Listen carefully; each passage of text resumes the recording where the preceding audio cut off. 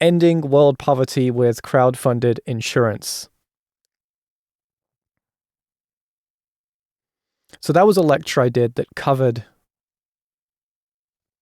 a lot of different things. But today I want to talk specifically about something I didn't really cover very much in that lecture. And that is the idea of remote justice, or as I'll be calling it, crowd justice. And these are protocols, these are systems that are built on the blockchain. What do I mean by that? Well, they operate within smart contracts. They operate within the rules and the code-based regulations of conditional executable code. If you think of the traditional court system in the UK, USA, whatever, it acts as a kind of host with rules and regulations you have to follow, but it ultimately contains various parties, judges, juries, plaintiffs, defendants, witnesses, counsels, etc. It's a commons, ultimately. It's a central place where people gather in order to debate, discuss, come to a resolution about an issue. This isn't always done in good faith, but the resolution is ideally and usually reached. But in the poor countries, or in the countries where there is a huge wealth disparity, a lot of places in Africa, some places in Asia, just to name a few, these kinds of countries don't have many resources at all outside of the major hubs, the cities. As soon as you go out of the city, the resources that are available to you are very few and far between. And there's a lot of reasons why. One is corruption. One is that there just isn't a lot of money to go around. And another one is that it's really hard to reach people in remote locations.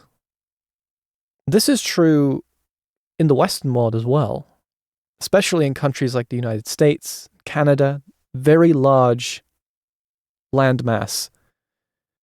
So when it's hard to reach people, it's hard to provide them services that they might need. It's hard to provide them healthcare. It's hard to provide them banking. It's hard to provide them insurance. It's hard to provide them access to justice systems.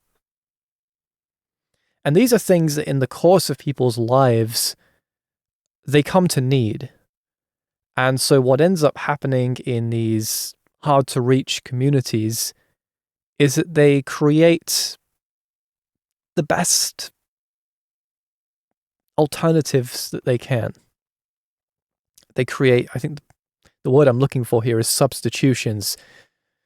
They do their best to emulate what these systems provide.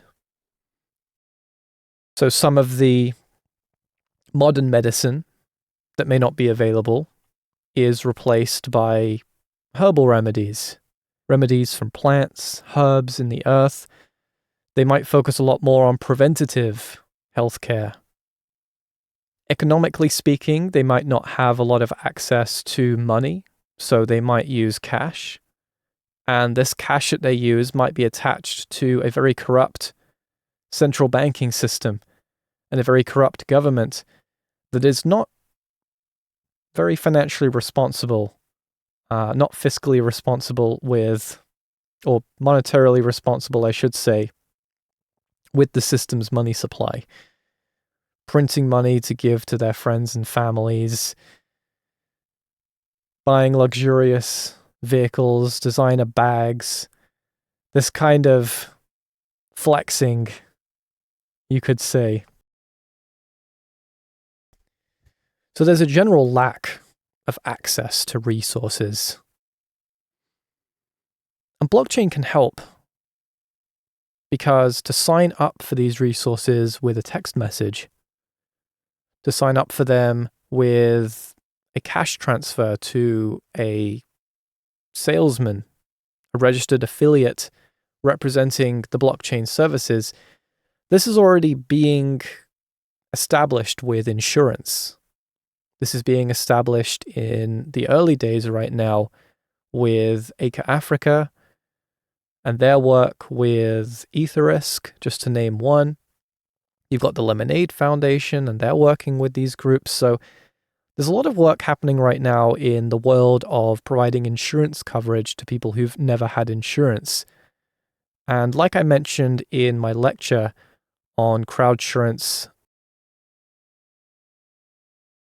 being a way out of poverty for a lot of these people, because of the costs of running business offices and the dangers of running business offices, it's often worth more money to, how would I say this? It often costs more money to administrate a claim than the claim is actually worth, meaning that it's economically unfeasible to provide insurance to these people. So it's not a profitable proposition to set up an office in these countries to deal with all the nonsense that comes with bribes and generating good favor with these extremely volatile and corrupt climates to do business in. And even in a perfect country where you don't deal with any of these issues, there's still simply too much distance to cover to reach the people who are going to be taking out the insurance policies, and to reach them and the amount that their operations are worth financially, and the cost of reaching them and the instability of reaching them, how fraught with issues it is to determine if the person making a claim even is your client when they're miles out in the middle of nowhere with no easy way to access them. So these are not ideal solutions, and even if all this was possible, it simply costs more to administrate the claim than it's even worth. So anybody coming in that needs to make a profit can't do it. And this is why in these countries out in Africa, many places in Asia, just to name two geographies, you have a lot of insurance and public services, justice systems, financial systems concentrated in the urban power centers. And they don't really penetrate outside of the urban power centers. There's not enough resources, and there's too much corruption to build the infrastructure necessary to reach the unreachables. But we can do a good deal of circumventing this, because blockchain technology can be approached, it can be connected with a simple text message, and it can open up a world of services that would previously be administratively too burdensome, too expensive, and too fraught with dangers to implement, which don't apply in the world of blockchain. See, it's already a subsidized technology being built by really smart people all over mostly the developed world. And a lot of the funding and infrastructure going into this technology also comes from the developed world. But when you have people in the developing countries, or really the stagnant countries a lot of the time, they can piggyback on all of this work. They can piggyback on this development. They can reap more benefits whilst having paid into the system far less. But we don't mind. I don't think anybody building this technology sees that as a bad thing. I think they see that as a great thing. They see that as a driving humanitarian reason to keep building. The fact that this, more than just airdropping food and airdropping clothing, which destroys their textiles industries, this is actually a real situation of teach a man to fish. Give him the tools to feed his family rather than just give him a fish.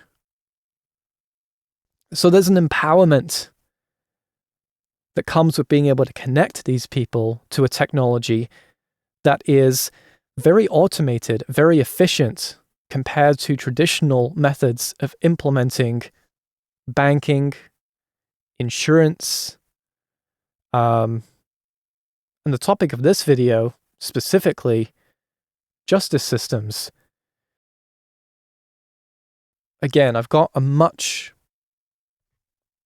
more ambitious video coming out on this topic, but I wanted to go through a couple things that I think are interesting considerations in the much earlier stage of implementing actual justice systems in these countries. Because a lot of work is already being done, as I've mentioned, on the insurance and the banking aspects, even if it doesn't look like traditional banking, getting people monetarily set up with something that gives them a lot more movement with their money, a lot more protection against inflation, the ability to transact with people all over the world. These are the kind of things that they're getting hooked into, but all of these transactions, all of these insurance policies, they're ultimately relationships. They are agreements, negotiations. Even if a farmer in Kenya under Acre Africa is getting covered by a parametric, algorithmic, automated insurance system that is paying attention to the weather data and noting whether that weather data meets the criteria of falling under a flood or a drought or what have you. So yes, there's some human elements being taken out of it, but they're still sending people on the ground with smartphones, recording as another method of verifying with what they call the community champions or community heroes, the actual conditions on the ground. But even when you automate some of these services in order to bring the costs down, in order to run them not for profit but at cost, and remove the perverted incentives that always creeps its way into the traditional insurance ecosystem that encourages people to trade customer well-being for profits, to deny claims or change retroactively the principles or the stipulations of a policy in order to basically skim profits. But in the world of insurance, unlike other businesses, to skim profits is extremely damaging. Because anyone who's not coming to you for an insurance claim fraudulently is coming to you at a vulnerable, dangerous, uncertain, volatile point in their life where they need your help the most. And this just isn't the case in other businesses. It's not the same. So building all of these amazing resources in these countries and with these people that have never had access to them before is inspiring. But these are relationships nonetheless. And the thing about relationships is people have disagreements. Things go wrong, mistakes get made, some people act in bad faith, some people try and get one over on their neighbor. And even if everyone's behaving perfectly fine, sometimes there are simply just misunderstandings. Something wasn't communicated properly. One thing here and there got lost in translation, and before you know it, people have entirely different expectations of what went down and how it should have gone down. And that leads to disputes, conflict. And traditionally, in the developed countries, that's when one person or both people say, I'm taking you to court. Well, in the world of the rural farmer in Kenya, there isn't really a court system. Not like we know it. There might be the village elders who adjudicate on cases, and they might do it really well. But if we're leveling these people up, if we're giving them the opportunity, if they wish, to choose to accept blockchain services, again, we're not forcing them to do anything. But if they see the value in it, if they see that it rewards them and protects them and allows them some security, then they're going to continue using it. And it's going to continue to improve. And when there are disagreements, are the village elders going to understand the nature of disputes on smart contracts? I don't know. Look at the American legislature, the Senate. It's full of boomers who repeatedly have press hearings where they have to ask very simple questions about how technology works. And these are older men and women in developed countries that have been exposed to these technologies with far more frequency than their counterparts in stagnant nations where this technology has not really spread. I mean, in these nations we're talking about, many of them don't have smartphones. They have what's called feature phones, which is some kind of middle ground between the regular dumb phone that might at best be able to play Tetris and the smartphone. The feature phone is like a middle ground between the uselessness of a old phone for modern purposes and the extreme customizability and power of a smartphone.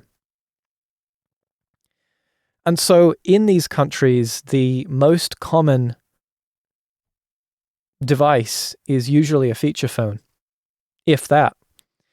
And so even if the elders or the decision makers who resolve disputes in these locales, if there even is infrastructure to do so in a peaceful manner, won't have the education to understand disputes taking place with modern technology. And so all this is to say, I'm not trying to belabor the point here, but all this is to say, we need a new way to handle disputes. And my belief is that way ought to be done on the blockchain itself. So if the medium of exchange, of commerce, of banking, of insurance, and all manner of other services, even down to the establishment of the business identities themselves as autonomous organizations or identity registered entities on the blockchain, if these businesses and individuals are engaging and establishing themselves on blockchain and engaging with services on the blockchain and benefiting from those services, well, we need a justice system that can keep up with the speed of blockchain. And that is not the justice system of old. That's not the justice system in the United Kingdom. That's not the justice system in the United States. Okay, it's already struggling to keep up domestically to serve the interests of the local population. They can't serve the interests of people in other countries. They don't have the resources. So we need to build a new justice system or a series of systems that can provide justice. We need a pick and mix, basically, of justice systems. But there is a problem. In the world of the traditional court systems, they do handle international disputes. And I predict a very big issue rearing its head the more we walk down this path. And that is that the implementation of these insurance systems, of these financial systems, will be directly competing with the anti-humane, corrupt, and despotic regimes that exist across the world, whether they exist right now or they implant themselves in the future. And the people using these sovereign, open technologies will be directly competing against these regimes. Regimes that are implementing rules very against the value systems of the Western democracies. But what we end up getting in a dispute case, let's say you have someone from an African country and they're part of a dispute that is going on. And that dispute is over, we could say, the payout of a series of insurance contracts. And insurance contracts, as you know, cover people all over the world. Those are the best insurance contracts. Let's find farmers all over the world. Let's not tie it together all in one region where we're all facing basically the same risks. Oh, one drought and your entire pool of policyholders is wiped out. That's not sustainable. So the nature of insurance pushes itself to become international. And that can be a really good thing. It brings people together whilst letting them do their own thing. They can leverage the protection that someone in Asia is not going to experience the same weather conditions as someone in Africa, most likely. Or if they are, it's not going to be at the same time. But when you're dealing with all kinds of countries all over the world, the question comes down to who and where is going to handle disputes when they come up. And quite often the answer is to handle it in the most sophisticated court system that the jurisdictions fall under. So if there are some investors in a developed country like Singapore, they might handle it in the Singaporean court systems. And that makes a lot of sense. Most people would agree to that. Let's use a competent, well-established court system with a good reputation. And it can often be stipulated in the arbitration process itself which court systems will be used, and using those court systems often stipulated because they fall into the criteria of being in developed economies, reliable, less prone to corruption, all around better choices, more capable of actually handling a long dispute and being stable and just in the process. So, what happens when we're dealing with crypto disputes? And you have someone who lives in a regime where crypto is illegal, or where crypto is made illegal after the fact, i.e., not when the agreement was made, but during the process of the agreement between the parties unfolding over the years, it became illegal in that country. What do you do then? This is the problem that I foresee with relying on traditional court systems. One of the biggest problems is the issue not of necessarily jurisdiction, because that kind of comes down to just an agreement between the parties that can be established up front a lot of the time. But more so an issue of international relations, relationships between countries. A country like Singapore, or any developed country, or really any country at all, wants to maintain a positive relationship with its neighbors. And it can't really do that when it is using its court systems to abet and facilitate the committing of what is considered crimes in the domestic country of one or two or three or four or a wide range of the parties involved in the arbitration. So you get yourself into an issue. And that issue is, does the court system snitch? Does it rat out the people that are committing the crimes that the regime in which they live in doesn't know about right now, but would like to know about so that it can go punish them and steal the money and set a negative example and create a chilling effect? They want to do that very much.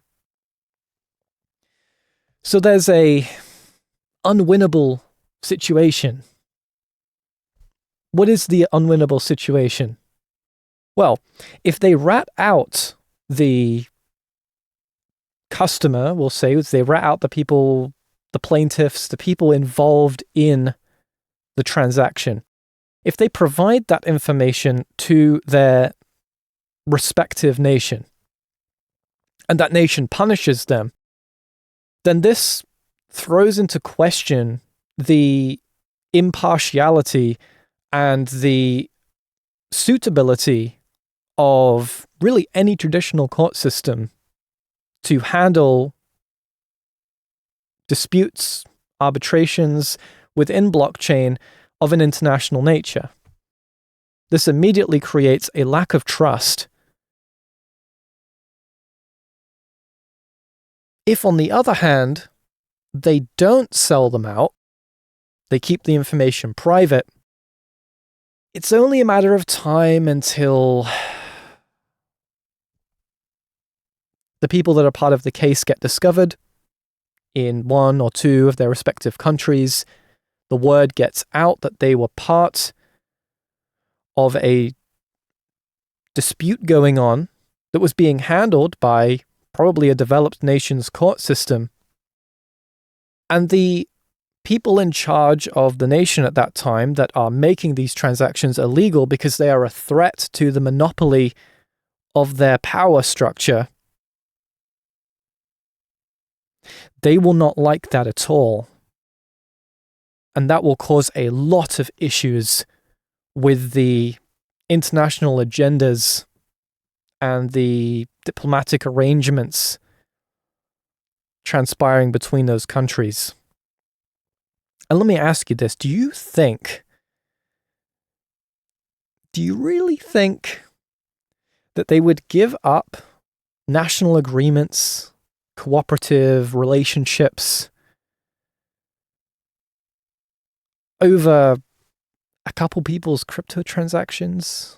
Especially when that can create a chilling effect that means that nobody else brings themselves up during arbitration processing, so the knowledge that they won't receive a fair trial, or at least they won't receive the same type of trial as their peers from other countries, would deter them from even trying. So this will kind of neatly solve that problem. But that would create an inequality of access to justice among people who contributed to the same financial agreements. That just can't work. So what am I trying to say here? Well, I'm trying to say that traditional court systems are in between a rock and a hard place. They've either got to sell out the people that they're meant to impartially represent in order to save the international relations between despotic regimes, which there's often very good reasons to have those relationships, some nefarious and some completely benign. Or they risk ruining those relationships or creating an extreme tension that prevents many other goals being achieved. And especially during the early days of crypto, in the early days of these services being rendered, they're not going to see the value or the harm that is caused by betraying these people. They may not even see it as a betrayal.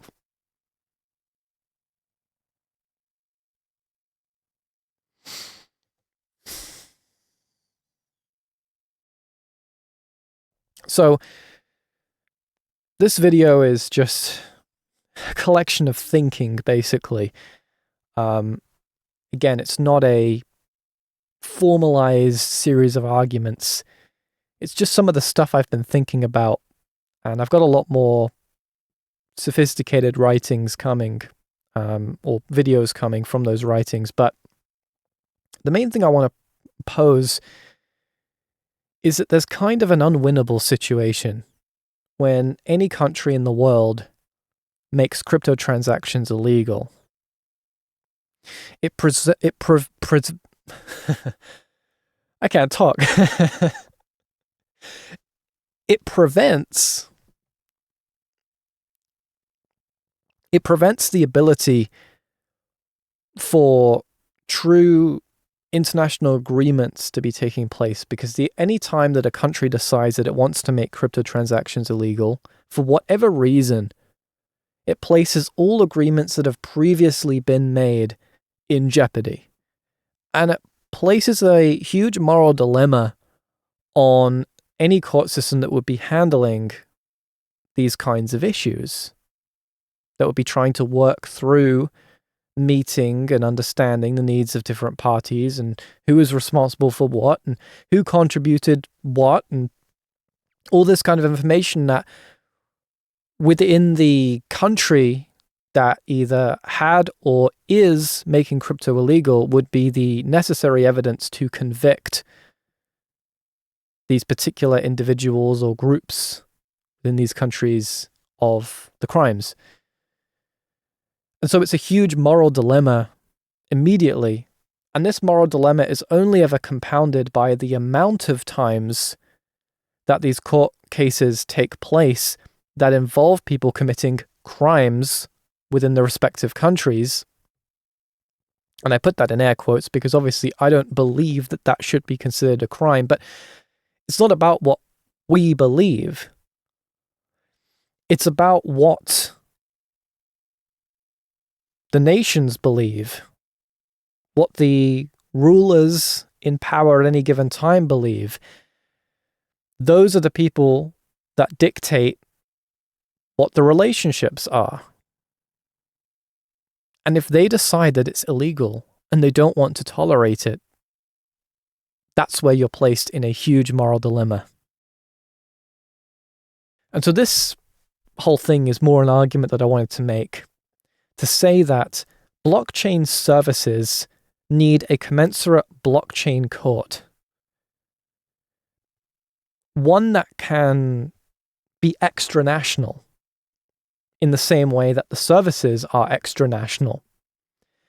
There must be a court system that is willing to break the law, because the law is not humanitarian, because the law is not just, and because the people imposing the law have no right to impose it other than the fact that they have force and power and they've been using it. And that, of course, is no moral justification to wield power. It's just a practical way that power is often achieved. Might does not make right, but right plus might makes righteous. And so when we talk about blockchain court systems, they may upfront lack the ability to actually implement summary decisions that are made as to who owns what and who must do what to whom, who must pay what to whom, unless it is happening fundamentally within the smart contract ecosystem itself. In that case, it could regulate these things. And that's what we need to be thinking about. How can we move our agreements to code so that they can become extranational, and so that we can benefit from the efficiencies that come from doing things this way, and we can start operating off a genuine shared ecosystem that has sensible values that aren't constantly in flux all the time. When the local system is unjust, You need remote justice.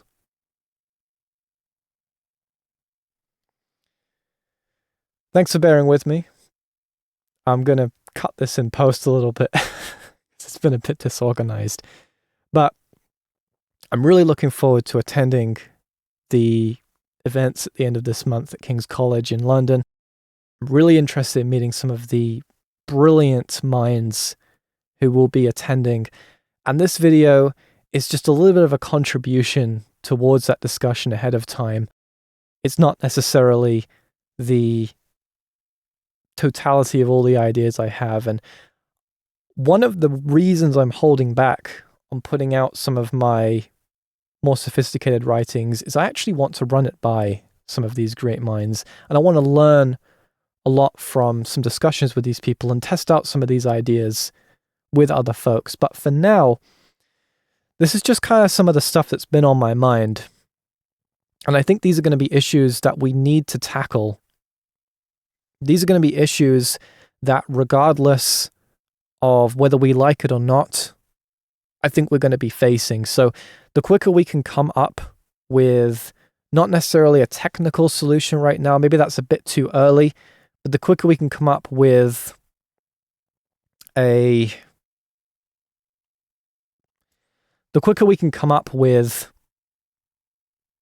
an idea in theory or in principle, a principled, universal approach to a highly complicated relational problem is going to make the world a lot better of a place. The more we can proactively do this, the more lives we can change for the better, I think. The more chaos, the more bloodshed, the more injustice that we can avoid if we get out ahead of the curve. Because this is the thing.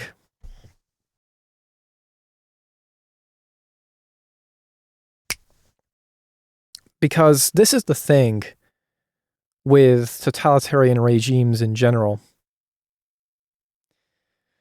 They lack the sophistication to understand. In a sense, they're too brutal to understand. And if they had the sophistication to understand these technologies, then they wouldn't be so brutal in the first place. So the advantage that we have is in the tenacity, the creativity, the subversiveness that we can employ. And doing it for the right reasons too. But subversion nonetheless, to be under the radar, providing people stability, services they need, access to financial resources that may save their families, that may save their livelihoods, that may give them the ability to flee despotic countries because they have resources that are out of the control of the regimes that are holding them down.